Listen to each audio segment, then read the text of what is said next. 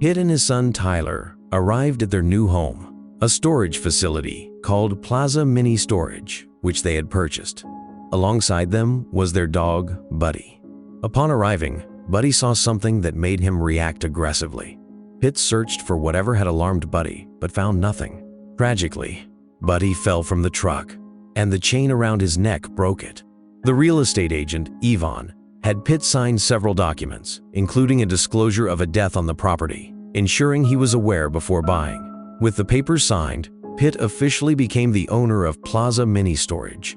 After settling in, Pitt and Tyler buried Buddy while Pitt consoled his son, saying that the dog was now in heaven with his mother. After putting Tyler to bed, Pitt explored his new home and found a photo of the family who previously owned the place. The next day, Pitt began working, and together with Tyler, they passed by a storage unit surrounded by yellow crime scene tape. They heard a metallic squeaking sound coming from another unit, but decided to ignore it and continued checking other spaces. While Tyler headed back home, Pitt opened the metal doors of another storage unit and recoiled at the strong odor inside. He found strange items in jars and a bottle of liquor. Before leaving, Tyler was examining the contents of a box when he heard a small noise behind him. Turning around, he saw Jack toys on the floor, oddly close to the box he'd been inspecting. Night fell, and Pitt asked Tyler to take out the trash. While doing so, Tyler heard a noise coming from the storage unit wrapped in yellow tape. Noticing that it was unlocked, he opened it and found a child's bicycle. The next day, Pitt saw Tyler riding the bike and asking where it came from, scolded him for taking something that wasn't his. However, Tyler convinced him that he could use it as long as he returned it if someone claimed it. Pitt went back to work, but soon after, Tyler ran up to him, looking frightened, saying he had heard something in storage unit 105. Pitt didn't believe him and resumed his tasks. Tyler, persistent, stayed in front of the unit and placed his ear against the door. He jumped back when something slammed against the metal doors from inside.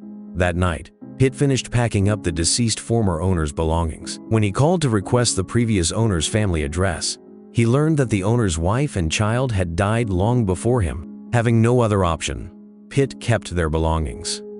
He examined the unit where the suicide had occurred and found an old dresser and a rope tied to a metal column where the owner had hanged himself. The following day, Pitt and Tyler headed to the church that owed payment on a storage unit. Tyler was nervous and didn't want to go inside, so Pitt spoke to Father Mann alone. The unit had been rented by a priest named Father Williams, and Father Mann promised to settle the account and remove anything left behind by Father Williams. Pitt suggested continuing to rent the space for an annual fee, but Father Mann, looking displeased, said he needed to check the contents first. Pitt and Tyler left, while Father Mann watched them from the window with a strange expression. That night, Tyler had a nightmare. He was walking along a storage unit corridor, remembering Buddy's aggressive behavior before his death. He screamed in fear when something invisible attacked him. Pitt entered Tyler's room, looked under the bed, and found a Jack toy.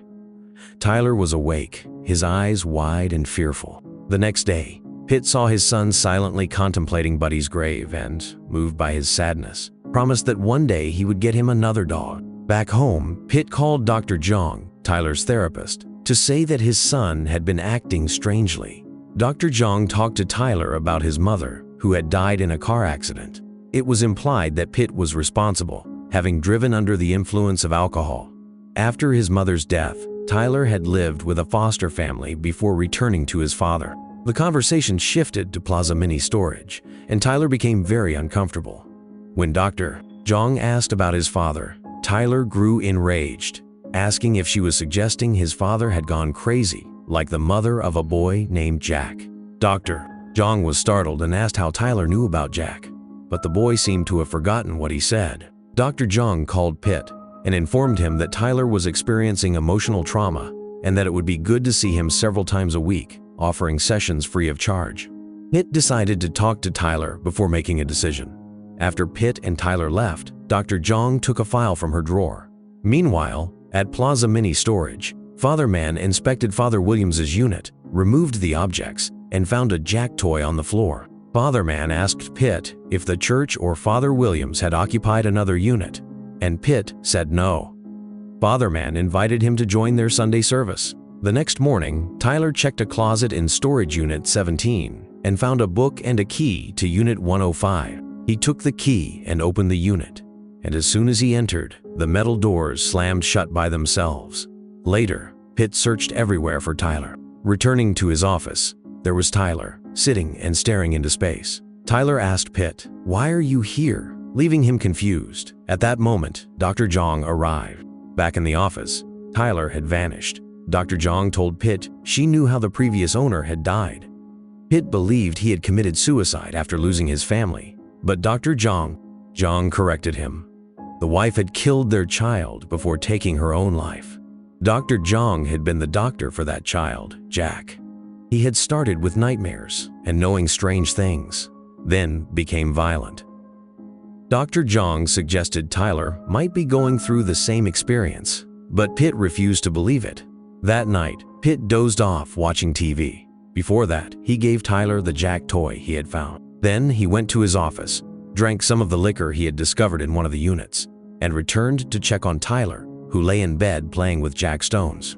Suddenly, Tyler spoke in a strange voice, asking if Amy, his mother, had smelled the whiskey on Pitt's breath before the accident. Furious, Pitt left to drown his frustration in alcohol. That night, as Pitt slept drunkenly, Tyler had another nightmare. In the morning, Pitt, still confused, promised Tyler he would help him hang photos of his mother after work. Later, from his office, he saw through the security cameras that the doors opened on their own. He also saw Tyler pushing a cart. To his horror, Tyler had dug up Buddy's body and taken it to Unit 105. Disgusted, Pitt found Buddy's mutilated body and vomited. Enraged, he confronted Tyler, who remembered nothing. Pitt, out of control, pinned Tyler to the bed, demanding he stop faking amnesia. Realizing his violent behavior, he let Tyler go, and the boy ran away in tears. Pitt called Dr. Zhang to tell her what had happened. He then found Tyler again in front of Unit 105, apologized for his reaction, and brought him back home so Dr. Zhang could speak with him. While Dr. Zhang was with Tyler, Pitt returned to Unit 105 to clean up. Dr. Zhang discovered that Tyler was talking to his deceased mother, and Amy seemed to respond. She read a book aloud, and at the same time, Tyler gave Dr. Zhang an unsettling look, speaking in a distorted voice about how Jack's mother had killed him to save him, considering him too weak. It found a chest with a tape labeled Michael Gibbons. After reburying Buddy, Pitt ran into Dr. Zhang, who advised sending Tyler somewhere he could get help. Pitt refused, afraid to send him away again. He called Rachel, a real estate agent who worked for Richard Gibbons, to ask about Richard's death. Rachel said that Richard had killed his wife and then committed suicide after his son Michael disappeared. Pitt was speechless, fearing the same fate might befall him and Tyler. Terrified, Pitt listened to a tape where Father Williams attempted to exorcise Michael, who spoke in a distorted voice. The exorcism became violent, and the recording cut off abruptly. Pitt called the church to speak with Father Man, but he wasn't available. Pitt insisted they find him. Meanwhile, Tyler called Dr. Zhang, asking for help, and she promised to arrive as soon as possible. Eventually, Pitt spoke with Father Man about Michael Gibbons, but passed out during the call. Father Man, unaware that Pitt had fainted, said he would come by in the morning. Dr. Zhang arrived at Plaza Mini Storage, saw Michael's bicycle that Tyler had been using, and entered Unit 105, where the metal door slammed shut. When Pitt woke up, he checked on Tyler, who was still asleep, and noticed Dr. Zhang's car outside. He watched the security footage and ran to the unit, finding Dr. Zhang dead inside. Desperate, he believed Tyler had killed her and, to protect him, buried Dr. Zhang's body in Buddy's grave. He parked her car in another unit and cleaned the scene. The next morning, Father Man arrived, as promised, finding Tyler at play. Pitt kept cleaning and noticed blood beneath the cracks in the stone floor. Digging, he found Michael's remains. Tyler led Father Man to Unit 105, where Pitt, shocked, saw Michael's skull. Seeing Father Man strangling Tyler, Pitt tried to save his son by cutting with a bolt cutter. Tyler, instead of fleeing, took the cutter from Pitt and drove it through Father Man's neck. Pitt was arrested for the murders of Dr. Zhang and Father Man, while Tyler played the role of the innocent child with a deranged father. Tyler watched with a sinister smile as they took Pitt away in a police car.